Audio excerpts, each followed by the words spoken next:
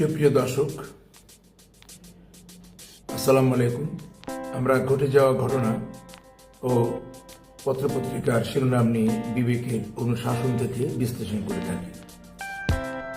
পর্যায়ে সবাইকেই আমাদের বিবেক বার্তায় স্বাগতম জানাচ্ছি।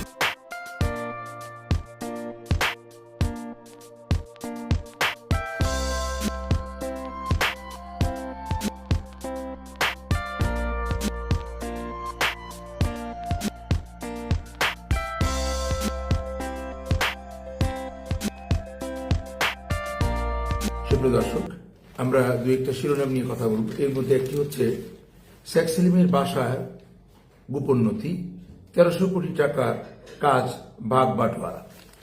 এটা হচ্ছে, আপনারা জানেন ইতিমধ্যে জনাব শেখ সেলিমের বাসায় ভাঙচুর ও অগ্নিসংযোগের ঘটনা ঘটেছে।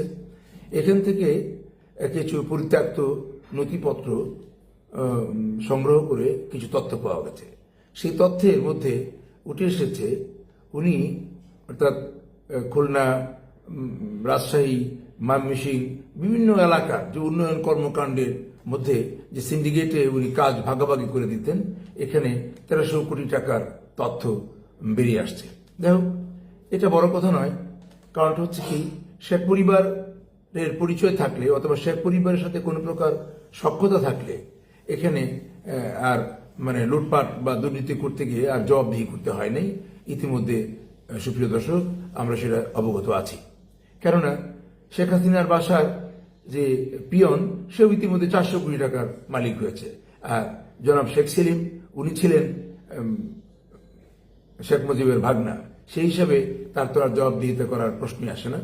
এবার আরেকটি হলো যে সাবেক আইজিপির আত্মীয় বাসা থেকে আলামত জব্দ। এখানে সাবেক আইজিপি অর্থাৎ AKM শহীদুল হক, উনি ইতিমধ্যে কারাগারে আছেন এবং উনার এক আত্মীয়ের বাসা থেকে 2 বস্তার মতো অর্থাৎ ওই দলিল দস্তাবেজ, তারপরে বিভিন্ন ব্যাংকের স্টেটমেন্ট, এই সমস্ত কাগজপত্র জব্দ করা হয়েছে। এবং এর মধ্যে ওনার স্ত্রী এবং ওনার নিকটাত্মীয় পরিজনদের পরিবারের অন্য সদস্য, তাদের যে ব্যাংক হিসাব, এখানে 72টি ব্যাংক হিসাব লেনদেন হয়েছে 560 কোটি টাকা।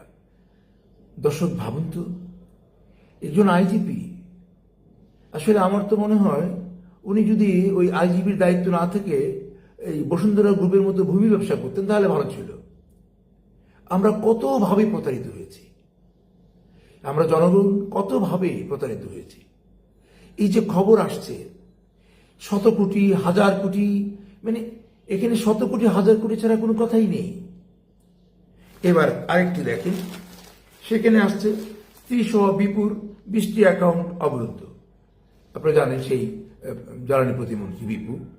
তারপরে কোটি টাকার অবৈধ সম্পদ রাজাউলের স্ত্রীর নামে, সমরাজাউল করিম, অর্থাৎ উনি, ওনার মুক্তিযোদ্ধার সনদ নিয়ে যথেষ্ট বিতর্ক আছে। অর্থাৎ নীতি নৈতিকতার লেশ মাত্র ওদের মধ্যে নেই, বিবেকবোধ এদেরকে স্পষ্টই করে নেই। এবং গলাবাজি আপনারা দেখেছেন, দাঁড়িয়ে দাঁড়িয়ে যে গলাবাজি, মিথ্যে কথা, ভুয়া কথা এত অলংকার দিয়ে বলা যায় যা চিন্তাই করা যায় না। যাই হোক, হারুন ও তার ভাইয়ের 130 বিঘা জমি জব্দের নির্দেশ। ওই যে আপনারা জানেন যে ডিবি প্রধান হারুন, মহানগর গোয়েন্দা পুলিশ ডিবি সাবেক প্রধান হারুন, তার ভাই ও তার অর্থাৎ এখন তার যে পরিবারকে ঘিরে যে জমি জমার হিসাব, এখন প্রশ্ন হলো 130 বিঘা জমি, এর আগে দেখেছেন তার রিসোর্ট, এদের সম্পদের কোনো ইয়ত্তা নেই, ওরা নিজেরা জানেও না কি পরিমাণ সম্পদের ওরা মালিক হয়েছে। সুপ্রিয় দর্শক, এগুলো কি ভাবা যায়? পত্রিকার পাতা এই গত 6 মাস যাবত ধারাবাহিকভাবে তাদের দুর্নীতি, তাদের লুটপাটের যে কাহিনী ছাপা হচ্ছে।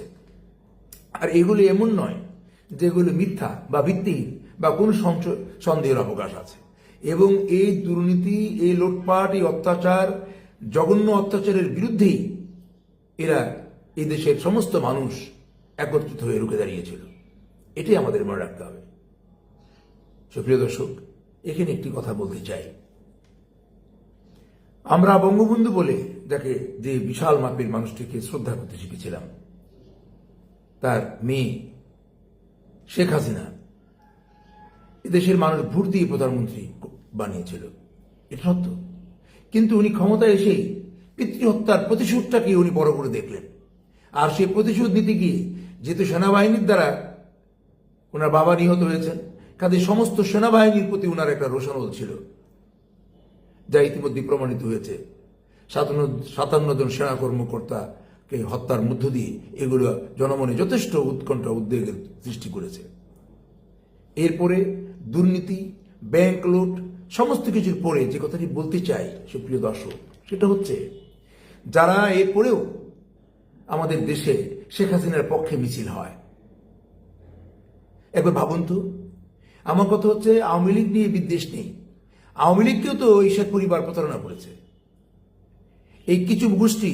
তাহলে আমি বিনীতভাবে বলতে চাই, যে সমস্ত মন্ত্রী, এমপি, যে সমস্ত আমলা, যে সমস্ত ব্যক্তিদের বিরুদ্ধে সুনির্দিষ্ট অভিযোগ আছে, তাদেরকে প্রত্যাখ্যান করুন, করে আওয়ামী লীগকে যদি আপনারা নতুন করে গ্রহণযোগ্য করে সাজাতে পারেন, আমার মনে হয় সেটা একটা সুস্থ চিন্তা। কিন্তু এই সমস্ত লোটেরা যারা দেশটাকে লুট করেছে তাদের পক্ষে যদি মিছিল করেন, মিটিং করেন, তাহলে আরেকটা নাশকতা, আরেকটা সন্ত্রাসের জন্ম দিবেন। এটা মানুষ কোনোদিন, হয়তো আপনাদের পেশিশক্তির সক্ষমতা দিয়ে মানুষকে পরাজিত করতে পারেন, কিন্তু মানুষের ভালোবাসা কখনো পাবেন না। ভালোবাসা পেতে হলে বিবেকের অনুশাসন দরকার। একবার ভেবে দেখুন তো, দেশটাকে নিঃস্ব করে দিয়েছেন। আওয়ামী লীগ শুধু দেউলিয়া হয়নি, এটা আওয়ামী লীগ দেউলিয়া হয়েছে না, কিছু নেতৃত্ব যারা এই আওয়ামী লীগ ভাসানির দল ছিল, শামসুল হক সাহেবের দল ছিল, কত ভালো ভালো মানুষ আওয়ামী লীগে ছিল, তারা আওয়ামী লীগে টিকতে পারেনি, কারণ আওয়ামী লীগটাই কিডন্যাপ হয়ে গেছে। কাজেই আওয়ামী লীগকে উদ্ধার করুন, এবং যারা এই সমস্ত দুর্নীতি, লুটপাট, রাহাজানি করে রাজনীতির নামে, রাজনীতি সম্পর্কে দেশের মানুষের মধ্যে যে ভীতির জন্ম দিয়েছে, এদেরকে প্রত্যাখ্যান করে নতুন করে রাজনীতিকে সূচনা করুন। দেশের মানুষ নিশ্চয়ই একটা সুস্থ রাজনীতি চায়, আমরা বাঁচতে চাই, আর বাঁচার জন্য সুস্থ রাজনীতির কোনো বিকল্প নাই। সুপ্রিয় দর্শক, ভালো থাকেন সবাই। আসসালামু আলাইকুম।